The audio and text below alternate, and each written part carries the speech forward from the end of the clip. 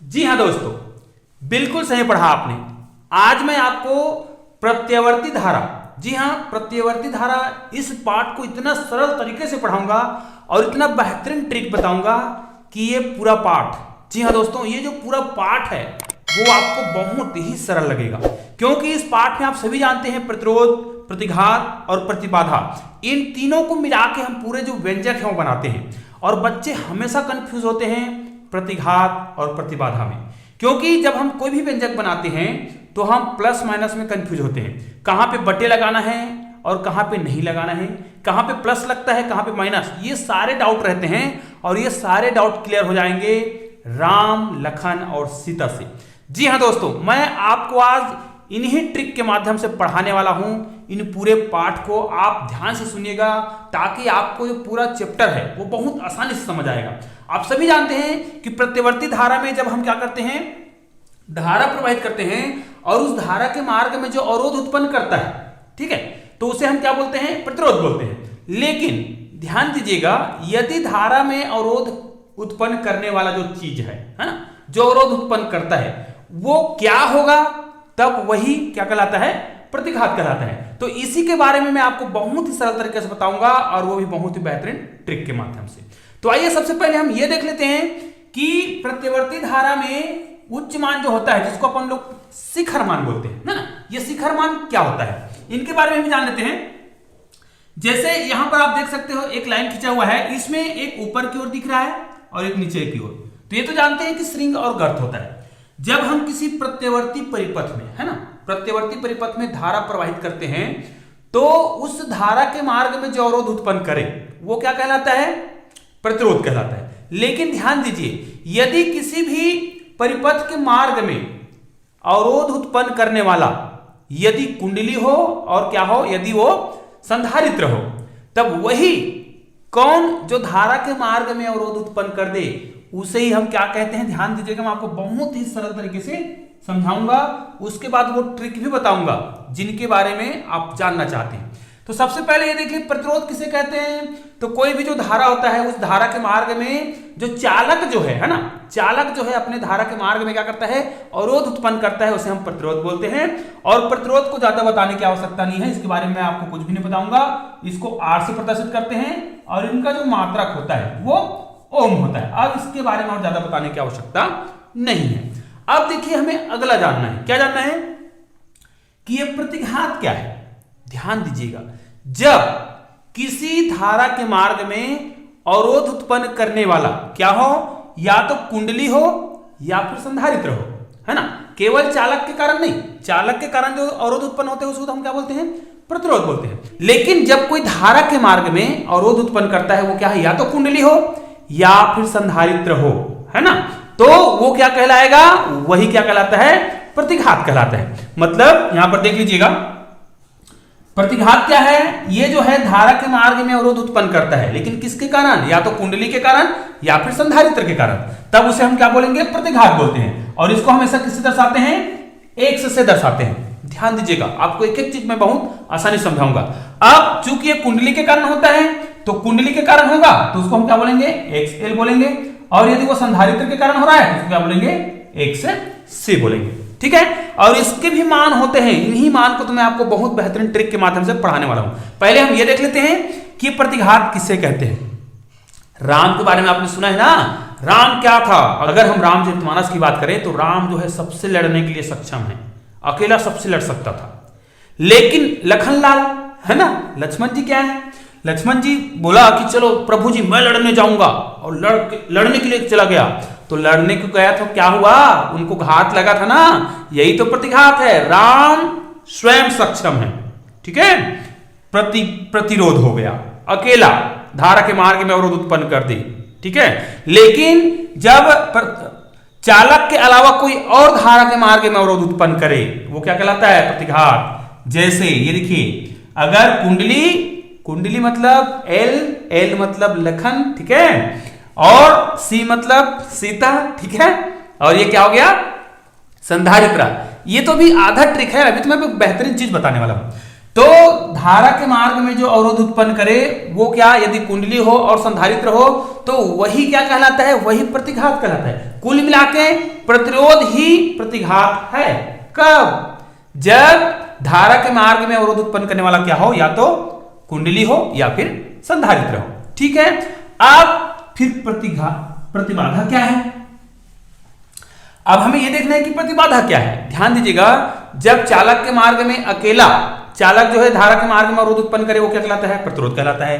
अब प्रतिरोध मतलब चालक के अलावा कोई और चीज उनके मार्ग में अवरोध उत्पन्न करे, धारा के मार्ग में, है ना, प्रत्यवर्ती धारा परिपथ में क्या करे, धारा के मार्ग में अवरोध उत्पन्न करे, कौन, कुंडली या फिर संधारित्र, तब उसे क्या कहते हैं हम लोग, प्रतिघात बोलते हैं। ध्यान दीजिएगा, इसका मात्रक भी ओम ही होगा, ये हमेशा याद रखिए। क्यों होगा, अरे भाई आप जानते हैं कि धारा के मार्ग में अवरोध उत्पन्न कर रहा है, प्रतिरोध ही तो है, ये भी तो धारा के मार्ग में अवरोध उत्पन्न कर रहा है ना, तो उसका मात्रक भी क्या होगा, ओम ही होगा। ठीक है, अब ध्यान दीजिए, फिर ये प्रतिबाधा, ये क्या है, क्या ये अलग चीज है, नहीं। तो यहां पर आपके सारे डाउट क्लियर हो जाएंगे कि प्रतिबाधा भी क्या करता है, धारा के मार्ग में अवरोध उत्पन्न करता है, वो क्या कहलाता है, वही कहलाता है प्रतिबाधा। लेकिन इसमें कंडीशन अप्लाई, ध्यान दीजिएगा, अभी पूरा सुन लीजिएगा। प्रतिबाधा किसे कहेंगे, जब किसी प्रतिवर्ती परिपथ जो होगा, है ना, प्रतिवर्ती धारा के मार्ग में दो या दो से अधिक, ध्यान दीजिएगा, अकेला नहीं, दो या दो से अधिक मिलकर धारा के मार्ग में क्या करे, अवरोध उत्पन्न करे, उसे ही हम प्रतिबाधा कहेंगे। मतलब प्रतिबाधा क्या है, धारा के मार्ग में ये जो एसी करंट होता है ना, अल्टरनेट जो करंट होता है जिसको हम प्रतिवर्ती धारा बोलते हैं, इसके मार्ग में अवरोध उत्पन्न करे। ठीक है, अब इसके मार्ग में अवरोध उत्पन्न करने वाला क्या हो, दो या दो से अधिक हो सकता है। अब दो या दो से अधिक कौन कौन होगा, तीन चीज हम जानते हैं, एक प्रतिरोध जानते हैं, कुंडली जानते हैं और संधारित्र जानते हैं। तो या तो प्रतिरोध और कुंडली ये दोनों मिलकर धारा के मार्ग में अवरोध उत्पन्न करें, क्या कहलाएगा, क्या कहलाएगा, प्रतिबाधा कहलाएगा।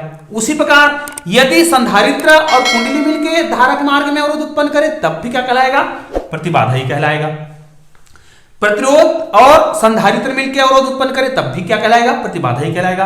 तीनों मिलकर करता है, मतलब प्रतिरोध, है ना, और कुंडली और संधारित्र तीनों मिलकर यदि धारा के मार्ग में अवरोध उत्पन्न करता है तब भी वो क्या कहलाएगा, प्रतिबाधा ही कहलाएगा। और प्रतिबाधा को हमेशा किससे दर्शाया जाता है, जेड से दर्शाया जाता है। अब प्रतिबाधा फिर विभिन्न प्रकार के होंगे, फिर, है ना, इनके परिपथ के आधार पर विभिन्न प्रकार के होंगे। अब ये भी ध्यान दीजिएगा कि प्रतिबाधा क्या है, ये भी धारा के मार्ग में अवरोध उत्पन्न कर रहा है, प्रतिघात भी धारा के मार्ग में अवरोध उत्पन्न कर रहा है, और प्रतिरोध भी। अंतर केवल इतना है, प्रतिरोध में क्या है, प्रतिरोध में चालक जो है स्वयं धारा के मार्ग में अवरोध उत्पन्न कर देता है, वो क्या है, प्रतिरोध है। प्रतिघात क्या है, प्रतिरोध मतलब चालक के अलावा, है ना, मतलब यदि धारा के मार्ग में अवरोध उत्पन्न करने वाला केवल कुंडली हो या फिर केवल संधारित्र हो, है ना, इन दोनों में से कोई अकेला भाई धारा के मार्ग में अवरोध उत्पन्न करे, वो क्या कहलाएगा, प्रतिघात कहलाएगा। प्रतिबाधा क्या है, प्रतिबाधा जो है दो या दो से अधिक, है ना, क्या करता है, जब दो या दो से अधिक मिलकर धारा के मार्ग में, प्रत्यवर्ती धारा के मार्ग में जब अवरोध उत्पन्न करता है उसे ही हम क्या कहेंगे, प्रतिबाधा कहेंगे। और प्रतिबाधा को हमेशा किससे प्रदर्शित करेंगे, जेड से प्रदर्शित करेंगे। ठीक है, अब ये प्रतिबाधा विभिन्न प्रकार के होंगे, क्यों, क्योंकि बताया गया है ना इसमें एक से अधिक प्रकार, तो इसका मतलब यह है या तो ये CR होगा संधारित्र और क्या हो जाएगा, प्रतिरोध हो जाएगा, या फिर क्या हो जाएगा, LR होगा मतलब कुंडली और प्रतिरोध होगा, और क्या होगा, या फिर LC भी तो हो सकता है ना, और एक क्या होगा, LC और R। मतलब देखिए चारों प्रकार का मैंने अलग अलग लिख दिया है। मतलब यहां पर आप देख सकते हैं या तो संधारित्र और प्रतिरोध हो जो धारक मार्ग में अवरोध उत्पन्न करे, और इसका परिभाषा क्या लिखा है, दो या दो से अधिक। तो इसमें देखो दो मिलके अवरोध उत्पन्न कर रहा है, इसमें भी दो मिलके कर रहा है, इसमें भी दो मिलके कर रहा है, और इसमें भी, इसमें दो से अधिक मिलके कर रहा है, LCR। तो ये क्या है, ये सभी जो है क्या कहलाएगा, ये सभी प्रतिबाधा कहलाएगा। अब इनके अलग अलग जो प्रतिबाधा निकालते हैं इसी में तो कंफ्यूजन होता है बच्चों को, और जो प्रतिघात होता है उनमें कंफ्यूजन होता है। तो इन सारे चीजों को मैं आपको बहुत बेहतरीन ट्रिक के माध्यम से बता रहा हूं, और याद रखिए इस वीडियो को बहुत ध्यान से देखिए, क्योंकि अगर आपको पूरे चैप्टर को समझना है तो इनको समझना जरूरी है, क्योंकि इनके बिना आप कोई भी व्यंजन नहीं बना सकते। अब ध्यान दीजिए, आप जब प्रतिरोध बनाएंगे, जिस प्रकार आप क्या करते हैं, प्रत्यवर्ती धारा की चर्चा करते हैं, तो आपको इस प्रकार का क्या करना पड़ेगा, चित्र बनाना पड़ेगा। तो इसमें क्या होता है, कलांतर होता है। जैसे इसमें दो चीज आएगा ना, एक तो आएगा प्रत्यवर्ती वोल्टेज और दूसरा आएगा प्रत्यवर्ती धारा। तो यहां पर एक बात होती है कलांतर की, है ना, जब हम बोलते हैं समान कला में है या फिर समान कला में नहीं है। कहने का मतलब क्या है, जब देखो एक निश्चित स्थिति है, यहां पर देखिए, जब जैसे ही ये समय को दर्शाता है, आगे बढ़ते जाएंगे, ये किसको बताएगा, समय को बताएगा। तो जिस समय पर उल्टता जो है, देखो प्रत्यवर्ती उल्टता जो है उच्च मान को प्राप्त करता है, जिसको हम शिखर मान बोलते हैं, यदि उसी समय पर धारा भी देखिए, तो दोनों ही, ये देखो निश्चित समय ना, दोनों ही अधिकतम ऊंचाई पर, देखिए यहां पर आया तो अधिकतम ऊंचाई इनका यहां पे है ना, तो उसी स्थिति पर तो इनका भी अधिकतम ऊंचाई है। तो दोनों ही अधिकतम ऊंचाई को कब प्राप्त करें, एक ही समय पर प्राप्त करें, तब इसको हम क्या बोलते हैं जी, इसको हम बोलते हैं समान कला में है। ठीक है, और याद रखिए आगे चल के हम इनके बारे में पूरा पढ़ने वाले हैं, है ना।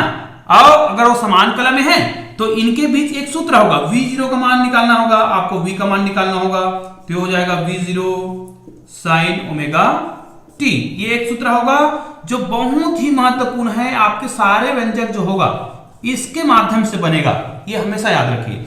और दूसरा होगा धारा का, तो धारा का भी शिखर मान क्या होगा, I0 कल आएगा, और ये हो जाएगा sin ओमेगा t, ये हो जाएगा समीकरण नंबर 2।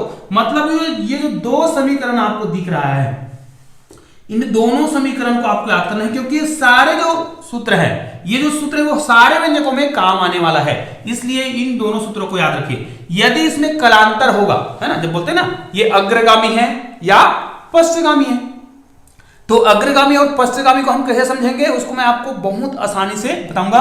पहले मैं आपको यह बता देता हूं कि ये प्रतिबाधा और ये प्रतिघात को हम लिखेंगे कैसे। ठीक, तो यहां पर मैं आपको बहुत ही आराम से और बहुत ही सरल तरीके से समझा देता हूं। ठीक है, देखिए जैसे ये क्या है, मैं इनको पहले समझा देता हूं। XL को हम क्या लिखेंगे, यहीं पे समझा देता हूं, और XC को लिखेंगे, फिर XL और XC दोनों को तो लिखेंगे ना, तो इसका मान होता है WL, ठीक है, और इसका मान होता है 1/WC। ठीक है, ये इनका मान है। अब बच्चे इसी में कंफ्यूज होते हैं, है ना, इसी में तो कंफ्यूज होते हैं ना कि हम सर इनको कैसे लिखें। तो आपको कंफ्यूजन होने की कोई जरूरत नहीं है। यहां पर देखिए, आप देखिए, अगर आप XL लेते हैं तो ये WL है, और XC ले रहे हैं तो 1/, है। अब परीक्षा हाल में गए, इसको बटे में लिख के आ गए और इसको सीधा लिख के आ गए, गलती हो जाएगा ना। अगर एक गलती करते हो तो आपके सारे व्यंजक क्या हो जाएंगे, गलत हो जाएंगे, लेकिन नहीं होगा 100%। आप इस वीडियो को देख रहे हो, मतलब निश्चित रूप से आपके सारे डाउट क्लियर हो जाएंगे। देखिए मैंने बताया ना, मैंने क्यों लिखा था कि राम लखन और सीता क्यों लिखा था। ये देखिए L मतलब लखन और C मतलब सीता। ध्यान दीजिएगा, यहां पर हम ये सोच लेते हैं मेल और फीमेल। मेल जो है सीधा रहेगा और फीमेल जो है क्या रहेगा, बट्टे में रहेगा। हो गया ट्रिक, और क्या चाहिए। लेकिन अभी ट्रिक पूरा बचा हुआ है, ध्यान दीजिए। अब हमें क्या करना है, यहां पर प्रतिबाधा को लिखना है, तो मुझे क्या लिखना है, मान लिया जाए CR परिपथ के बारे में लिखना है, ठीक है, या LR परिपथ के बारे में लिखना है, या फिर RC परिपथ के बारे में लिखना है, या फिर किसके बारे में लिखना है, फिर RLC, इन तीनों के बारे में लिखना है। तो इनका मुझे क्या निकालना है, प्रतिबाधा। ये देखो, तीनों का मुझे क्या निकालना होगा, प्रतिबाधा निकालना है। ध्यान दीजिएगा, प्रतिबाधा किसे कहते हैं बता दिया गया है। धारा के मार्ग में जो अवरोध उत्पन्न करता है उसे ही प्रतिरोध कहा जाता है। लेकिन कब, जब दो या दो से अधिक मिलके करे। कौन कौन, ये देखो इसका जोड़ा बना दिया हूं मैं। अब देखिए, इनका जब भी हम सूत्र बनाते हैं तो इस प्रकार लिखते हैं हम लोग, है ना, इसको इस प्रकार लिखेंगे। अब इसके अंदर में देखो क्या है, C है और R है, मतलब प्रतिरोध है, मतलब R है और क्या है, C है। ठीक है, तो यहां पर प्रतिरोध को तो हम R ही लिखते हैं, लेकिन जो धारा के मार्ग में अवरोध उत्पन्न करता है कौन, अगर वो संधारित्र है तो संधारित्र के जो प्रतिरोध है उनको हम क्या बोलते हैं, प्रतिरोध ना बोल करके क्या बोलते हैं, प्रतिघात बोलते हैं। और संधारित्र के लिए है यदि, तो उसको हम क्या बोलते हैं, XC। तो यहां पर क्या हो जाएगा, XC, इसका होल स्क्वायर, इसका भी होल स्क्वायर हो जाएगा। ठीक है, उसी प्रकार इसका क्या लिखेंगे, अभी पूरा देखिए, मैं आपको एक एक चीज आपको समझा रहा हूं। यहां पर देखिए L और R है ना, तो यहां पर लिख देंगे, यहां पर क्या आ जाएगा, R का तो R ही होता है, R स्क्वायर हो जाएगा, प्लस यहाँ पर देखिए एल है, तो क्या कहलाएगा, एल को हम क्या बोलते हैं, जो प्रतिरोध ही है ना, यहाँ पर हम प्रतिरोध को ही तो लिख रहे हैं, लेकिन यहाँ पर प्रतिरोध को हम प्रतिरोध ना बोल करके क्या बोलते हैं, प्रतिघात बोलते हैं। और देखिए एल के लिए हम क्या बोलते हैं, एक्स एल बोलते हैं, इसका हो जाएगा स्क्वायर।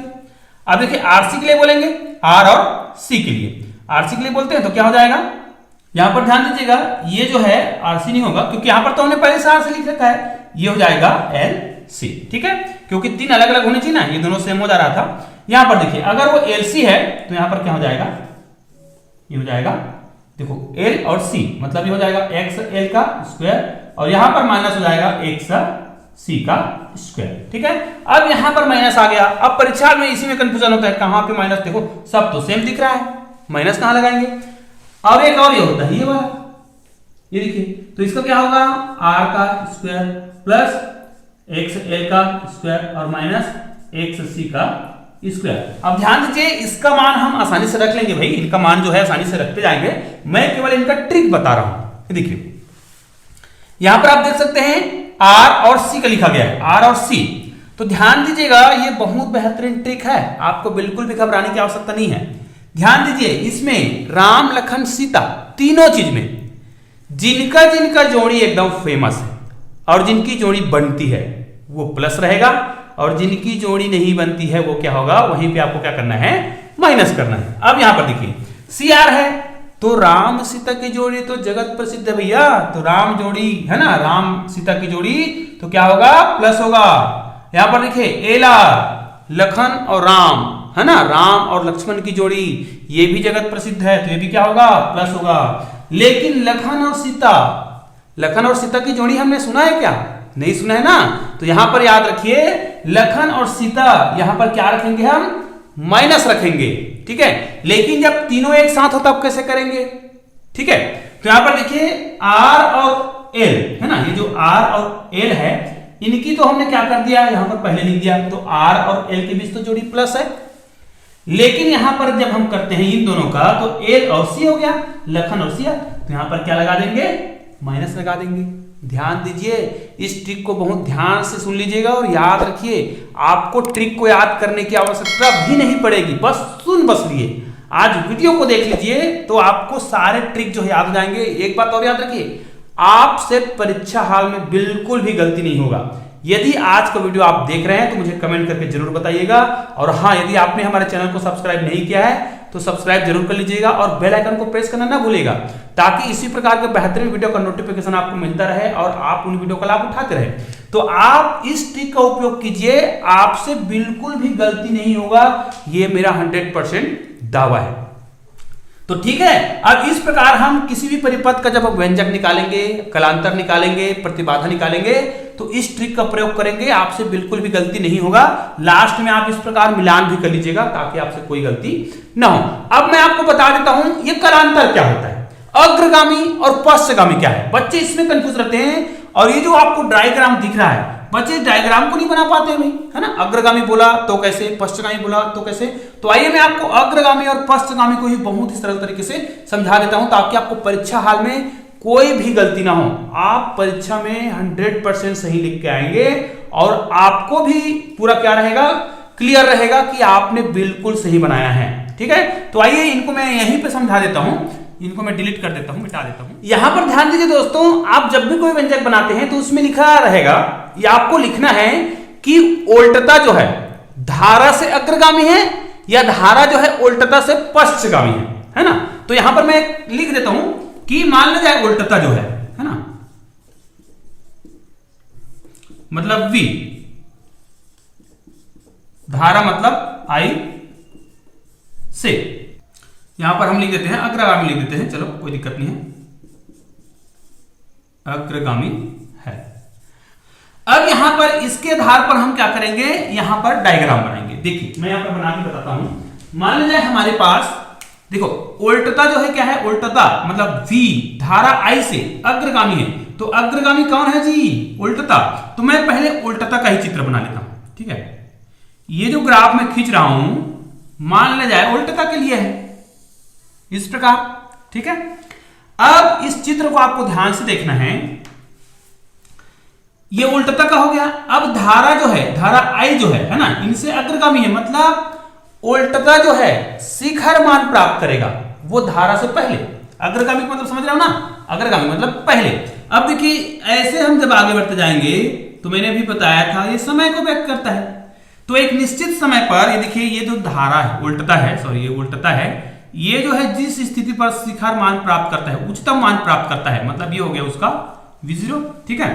तो यहां पर यदि वो शिखर मान प्राप्त करता है तो धारा जो है इनसे क्या है, उल्टता अग्रगामी, मतलब धारा जो इनसे क्या कहलाएगा, ये कहलाएगा पश्चगामी कहलाएगा। कहने का मतलब यही तो मतलब है ना।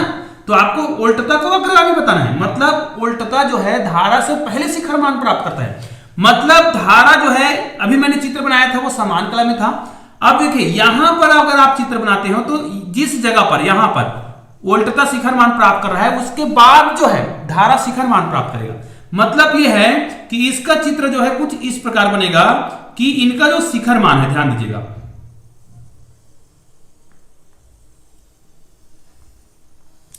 वो कुछ इस प्रकार बनेगा। ऐसा क्यों, अब देखिए जिस जगह यहां पर देखिए इनका अधिकतम मान यहां पर है, किसका, उल्टता का, क्या धारा का शिखर मान यहीं पर प्राप्त हो रहा है, अधिकतम मान नहीं। तो इनका शिखर मान कहां पर प्राप्त हो रहा है, इनसे आगे कहीं पर। तो यहां पर देख लीजिए, मैं इनका शिखर मान अधिकतम यहां पर दिख रहा है ना, अधिकतम ऊंचाई जी, शिखर मान का मतलब तो अधिकतम ऊंचाई होता है। तो धारा का शिखर मान कहां पे आया, यहां पे आया। तो ये क्या हो गया, देखो इतने का अंतर हो रहा है दोनों में, मतलब उल्टता जो है धारा से इतना पहले, इतना समय पहले क्या कर ले रहा है, शिखर मान प्राप्त कर ले रहा है, उच्चतम मान प्राप्त कर ले रहा है। और ये जो धारा है, ध्यान दीजिएगा, ये उल्टता है, उल्टता जो है धारा से इतना समय पहले उच्चतम मान प्राप्त करता है, जिसको हम शिखर मान बोलते हैं। इसका मतलब भी क्या है, धारा जो है इतना समय बाद, ये देखिए समय लिखा हो ना, इतने समय बाद शिखर मान प्राप्त करता है। तो हम अगर हम धारा की बात करें तो क्या बोलेंगे, धारा जो है उल्टता से क्या है, इतना क्या है, पश्चगामी है। समझ आ गया। तो ये हमेशा याद रखिएगा कि आपको उल्टता और धारा में यदि इस प्रकार के कंडीशन अप्लाई करने हो तो आप चित्र को रटिए मत, चित्र को समझिए, और उस समझ कर ही आपको क्या करना है, चित्रों को बनाना है। ध्यान दीजिए ये चित्र जो है बहुत ही महत्वपूर्ण है और इन चित्रों को आपको रटने की आवश्यकता नहीं है।